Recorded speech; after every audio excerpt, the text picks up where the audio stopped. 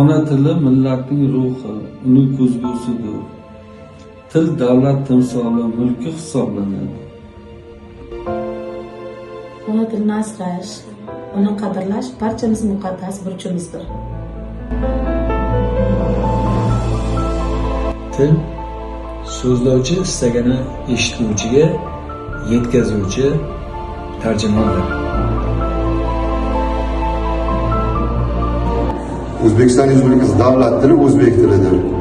1989-yil 21-oktyabr o'zbek tiliga davlat tili maqomi berilgan kun bo'lib, ushbu kundan e'tiboran bizning qurolli kuchlarimizda ham avval SSR tarkibida bo'lgan.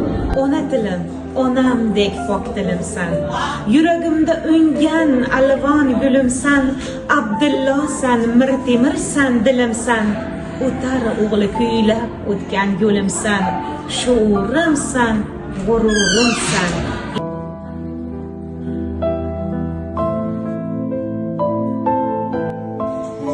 Til xalqning ruhi, millatning ko'zgusi va eng ulug' boyligidir.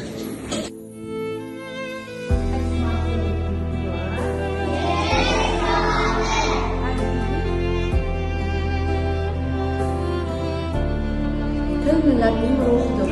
Tilini yo'qotgan millat o'zligini yo'qotadi. Tilingdan oldin qalbingni tarbiya qil, chunki so'z qalbdan kelib tilga chiqadi. Ona tilim, muqaddas tilim, momolardan qolgan merossan, senda so'zlab yashnaydi tilim, jarangdorsan, o'zbekka xossan.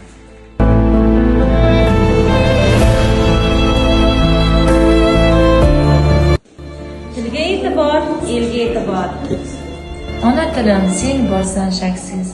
Bulbul kuyi she'rga solaman, sen yo'qolgan kuning shubhasiz, men ham to'da bo'lib qolaman. Til insonning ziynati, qalbning kaliti.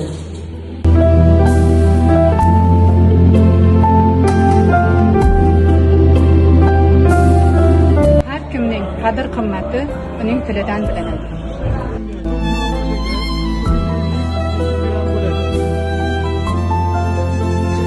Tilni e'zozlash millatni e'zozlashdir.